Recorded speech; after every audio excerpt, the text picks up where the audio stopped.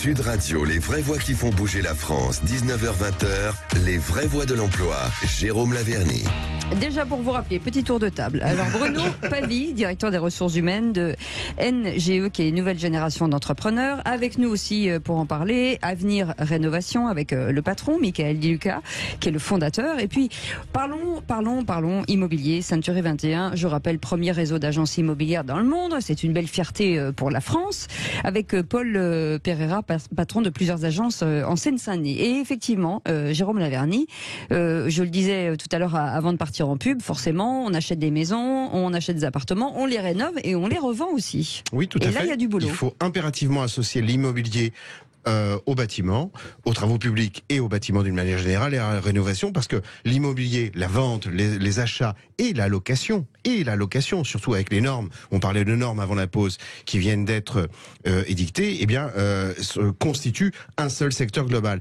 Donc l'immobilier, oui, est une manière de prendre un petit peu le baromètre de ce qui s'y passe comme un résultat donc des secteurs dont on a déjà parlé, avec des choses bien qui recoupent un petit peu difficultés de recrutement, des diplômes qui correspondent pas forcément aux exigences des employeurs. Monsieur Pereira va en parler, j'imagine, et de grandes possibilités de communication sur les métiers, mais sur une autre modalité. Là encore une fois, on disait évolution de carrière, possibilité de travailler dans d'autres. Voilà, c'est ça qu'il faut dire pour décrire un métier comme celui dont on va parler maintenant. Oui, Paul Pereira, justement, explosion forcément de l'immobilier après le confinement. Les choses ont l'air de se tasser un peu aujourd'hui. Beaucoup de reconversions, beaucoup de gens ont quitté leur métier pour vendre des appartements, parce que j'ai l'impression que c'est une nouvelle mode. J'en ai plein autour de moi. J'ai l'impression que voilà, et ils sont plutôt très heureux de ça. Mais ça reste un véritable métier en fait. Et on a tendance à l'oublier. Voilà, c'est exactement ça. C'est-à-dire que vous avez dit le mot juste, c'est venu peut-être un peu à la mode, ce qui était très bien. Hein. C'est bien de se faire, de mettre en avant notre profession sur la partie commerciale, même s'il n'y a pas que ça dans nos univers, puisqu'on recrute dans tous les domaines, des comptables chez nous, des assistants des directeurs, enfin tous les postes qu'on n'imagine pas, des gestionnaires de travaux, ça existe chez nous. Oui, c'est très important parce que ces gens-là ont sûrement peut-être pu vouloir réussir en immobilier, ce qu'ils auraient peut-être pu réussir à faire. S'ils auraient pu bénéficier d'une formation et d'un accompagnement, ce qui n'est pas toujours le cas, et c'est une des particularités du réseau Century 21, c'est que on permet aux gens d'acquérir la compétence. Vous parliez. C'est-à-dire qu'ils arrivent chez vous, peu importe l'âge, ils n'y connaissent rien, ils peuvent rentrer chez vous. Alors, peu importe l'âge, peu importe le diplôme, peu importe l'expérience. D'accord. Parce que même des personnes qui ont déjà fait le métier depuis des années redécouvrent un métier différent. Et effectivement, l'accompagnement leur permet sur entre minimum 3 ans et maximum 5 ans de faire un cursus de formation qui leur permet d'acquérir un niveau Bac plus 4 dans l'immobilier reconnu par l'État. Ah, c'est génial. Alors, Paul, oui, allez-y. Oui, vous aviez raison, Cécile, de parler de l'importance du métier, de l'apprentissage d'un métier, parce que alors là, on a un cas assez intéressant d'un succès, d'un métier qui a du succès, mais décryptons un petit peu ce succès. Moi, je crois poindre, mais alors je parle sous couvert de Monsieur Pereira, que un certain nombre de candidats qui s'y portent, que ce soit des jeunes ou en reconversion, eh bien, font une opération consistant à dire, bon, voilà, un agent immobilier, il gagne un pourcentage sur une vente, 200 000, j'applique 10%, allez hop, 20 000. Donc peut-être la grande tentation de gagner beaucoup d'argent et rapidement et sans forcément acquérir tout un tas de connaissances et de compétences comme celles qu'exige n'importe quel métier, comme le rappelait Paul Pereira. Absolument. Pour devenir franchisé ou patron d'agence immobilière, faut automatiquement avoir été conseiller de vente. C'est pas obligatoire, mais c'est un gros plus. Alors, c'est pas obligatoire. Mais c'est pas plus mal. Mais ça aide quand même pas mal. Alors, on a cette particularité dans le réseau Century 21. Je pense que je vais pas me tromper beaucoup sur le chiffre. C'est que 65% des patrons d'agences aujourd'hui sont des anciens membre du réseau en tant que conseiller, directeur d'agence, qui est mon cas d'ailleurs. Donc j'ai commencé il y a 30 ans comme commercial. Donc oui, c'est une particularité, ça aide, mais c'est pas une obligation. Il y a des cursus de formation, d'intégration, comme chez Avenir Rénovation. C'est-à-dire que vous voulez devenir entrepreneur, l'immobilier c'est un domaine qui vous botte, si je puis me permettre. Et on va vous occuper de vous intégrer, vous emmener sur le chemin, vous accompagner, pour pouvoir faire de votre agence un modèle de réussite. Mais comment ça c'est compliqué de. J'imagine que forcément monter une agence Century 21, ça demande quand même un cadre. C'est-à-dire que si moi demain je viens vous voir en disant voilà c'est un métier qui m'intéresse, j'ai fait un peu d'immobilier, est-ce que je peux monter une agence n'importe où? Est-ce que je peux devenir entrepreneur assez facilement chez vous? Alors oui, il y a la question financière qui va se poser, hein, mais ça c'est pour monter n'importe quelle boîte. C'est bien de le dire. Il faut le bouquet de la mariée, comme on dit. Voilà, c'est malheureusement comme ça que ça marche en France en tout cas.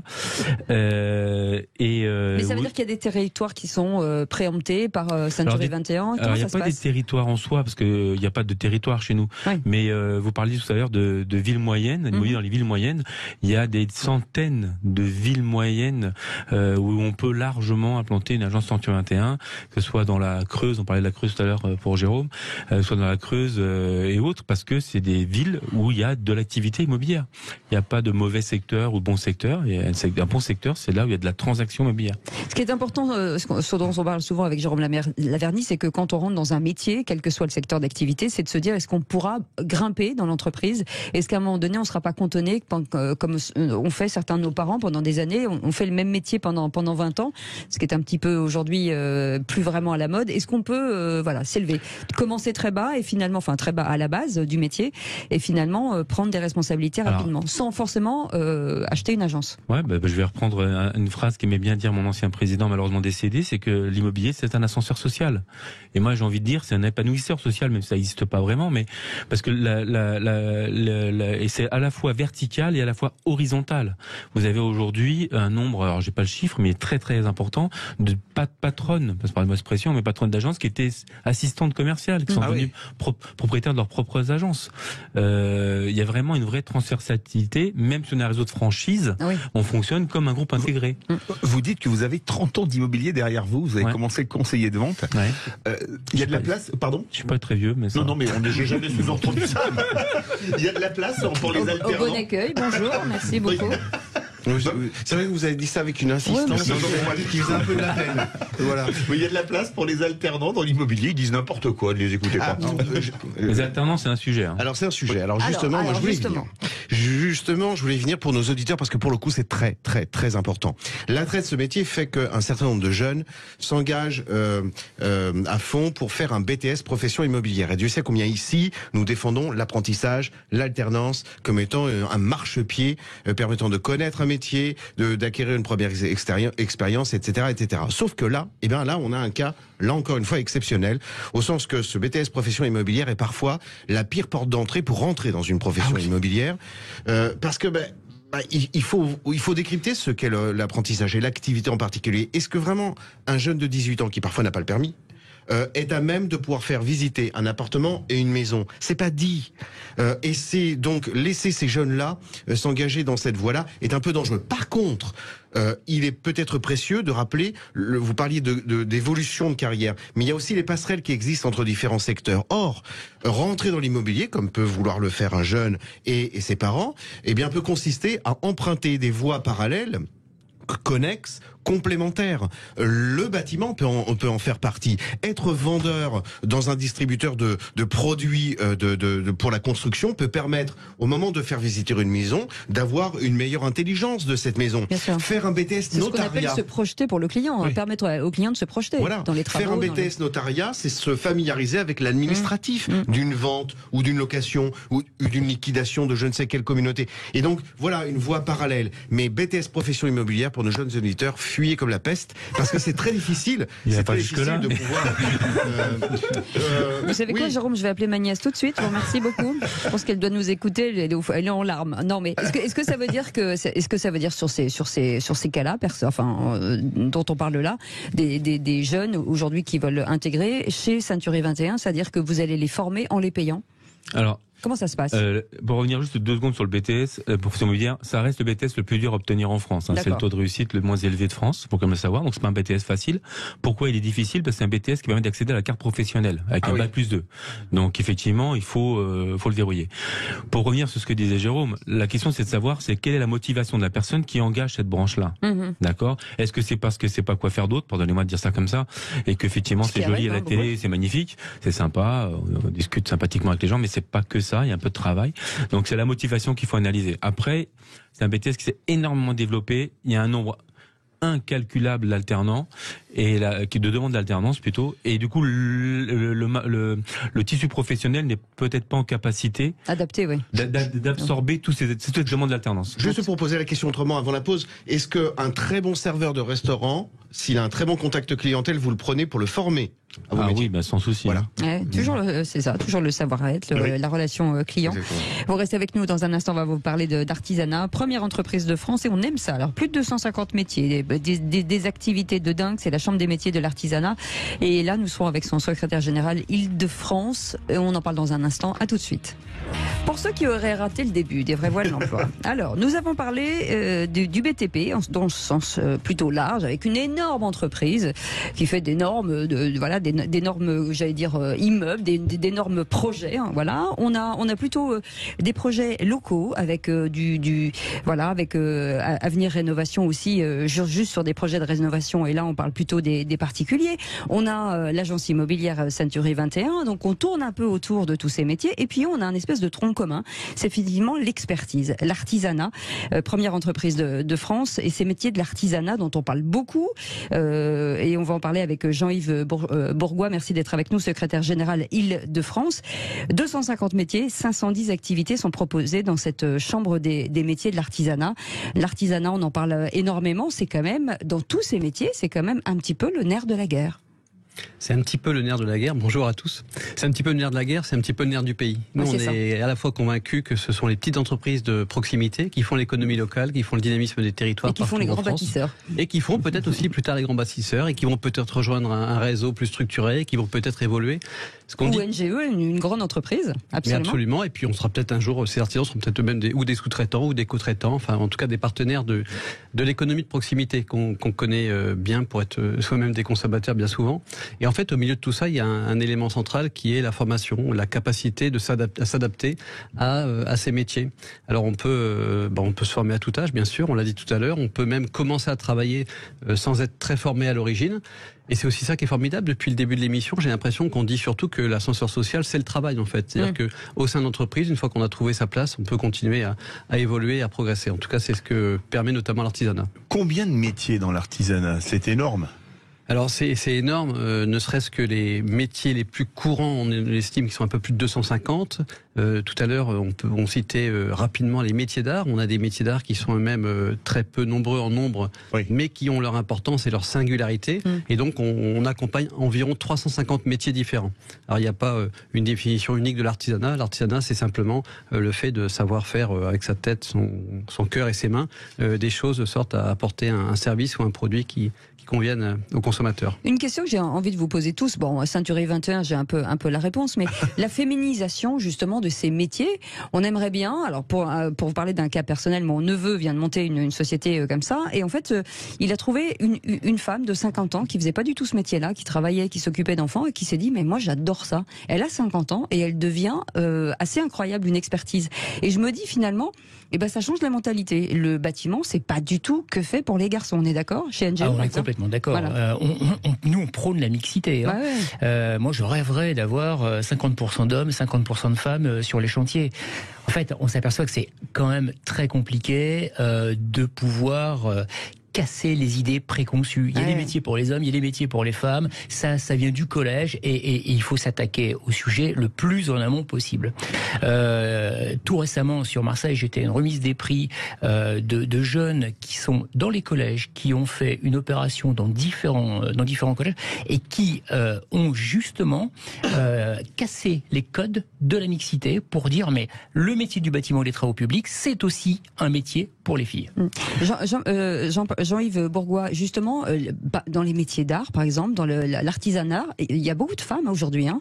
En fait, ça se développe. L'artisanat, on l'oublie quelquefois, c'est un domaine d'activité qui permet d'aller au-delà de toutes les tragédies qui traversent parfois la société. Hommes, femmes, français, personnes d'origine étrangère, quelle que soit sa religion. Nous, ce qui compte, c'est le métier, c'est la maîtrise d'un métier. C'est pour ça que la question de la formation, de la transmission de savoir-faire, elle est vraiment au cœur de notre mission, parce qu'en réalité, on regarde pas l'âge des gens, on regarde pas leur sexe, on regarde simplement leur capacité à faire. Et c'est aussi pour ça qu'on a de plus en plus de féminisation dans les métiers d'artisanat. On parlait à l'instant du bâtiment, c'est le thème de ce soir, mais c'est vrai aussi lorsqu'on parle d'autres métiers comme la boulangerie, boucherie. On a de plus en plus de femmes bouchées. Bien sûr. Il y a même certaines qui gagnent des concours et des titres. Et on a beaucoup de métiers. L'automobile, en carrosserie, on a de plus en plus de femmes qui sont là.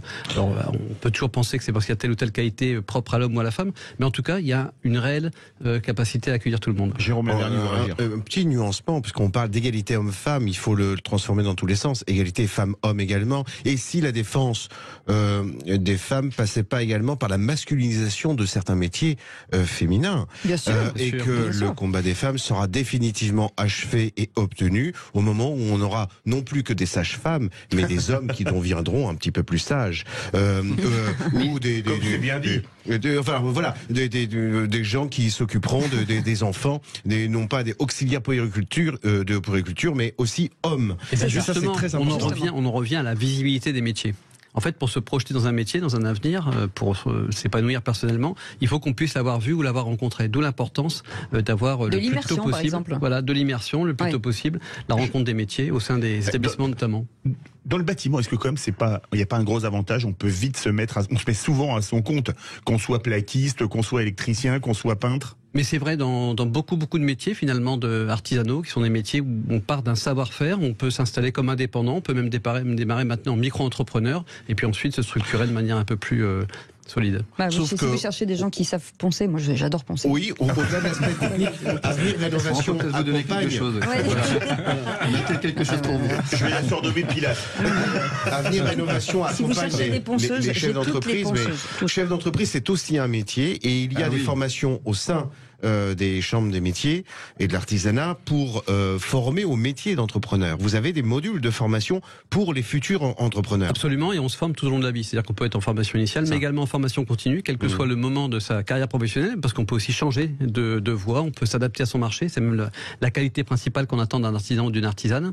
Il y a également, bien sûr, des modules très généraux, comme bien sûr le numérique, la gestion des déchets, le développement durable est un enjeu majeur pour toutes les entreprises, même les toutes petites. Et puis bien sûr tout ce qu'on peut connaître comme travail sur la bureautique ou sur la gestion, le management, etc. Voilà. Est-ce que le fait de recycler, on parle toujours de prendre des meubles, de les garder, de les remettre, ce côté deuxième main de ce produit, est-ce que par exemple chez d'Avenir Rénovation, est-ce que ça attire plus Alors nous concernant non, parce que nous ça c'est plutôt du home staging, on est plutôt sur des décos où ils vont réutiliser des vieux meubles à peindre. Nous on va plutôt s'occuper vraiment de la carcasse, mais c'est vrai qu'on constate de plus en plus que les clients, donc nous essentiellement des particuliers, vont réutiliser des vieux robinets qu'ils ont fait réparer, rénover, polir, et puis après ils vont nous demander de l'installer. Mais en tout cas, ça fait fonctionner, ça fait. Mais oui, en effet, il y a toute une économie qui est faite sur l'artisanat, et puis on revoit aussi énormément le fer forgé aussi, où il y a des particuliers qui veulent vraiment des choses authentiques sur des belles verrières. Ça a été changé par de l'aluminium. Maintenant, beaucoup de particuliers se disent non, mais moi je veux retrouver cette authenticité, cette verrière acier qui est beaucoup les plus. Les fenêtres en bois, les fenêtres en bois, le patrimoine. Exactement, tout à fait. Et il y a beaucoup aussi de patrimoine. On rénove énormément le patrimoine français. Les Français adorent finalement. On se rend compte qu'on adore bricoler. Donc il n'y a pas de raison que notre jeunesse, en tout cas, ne vienne pas taper à vos portes, qu'elles soient filles ou garçons, pour travailler avec vous. En attendant, on voulait vous remercier. Merci beaucoup Bruno Pavie, directeur des ressources humaines de NGE, Nouvelle Génération d'Entrepreneurs. Merci beaucoup Michael Di Luca, fondateur d'Avenir Rénovation. Merci aussi beaucoup à Paul Pereira de Ceinturie 21. En tout cas, vous êtes en Seine-Saint-Denis. Et merci beaucoup d'avoir été avec nous. Jean-Yves Bourgois, secrétaire général Île-de-France de la Chambre des métiers et de l'artisanat. Je vous conseille d'aller sur les sites internet de chacun et vous allez trouver toutes les offres. Il y en a forcément une pour vous. Merci, cher Jérôme Lavergne. Merci, Jérôme. Merci à vous, surtout. Plusieurs milliers d'offres, oui, si on totalise les 4 personnes ici réunies autour de la table. Ouais. Et si vous cherchez du boulot, Jérôme Lavergne, vous venez sur Sud Radio. Ça va, je déconne. On se retrouve demain. Oui, ou vous venez poncer 50 mètres carrés chez moi. Qu'est-ce que vous préférez? Écoutez, non mais vous donnez-moi des trucs à penser. Je vais toutes les on a déjà recruté, donc ça y est, c'est déjà fait. Allez, passez une bonne soirée. Dans un instant, Yvan Cusus et salut à demain. Merci.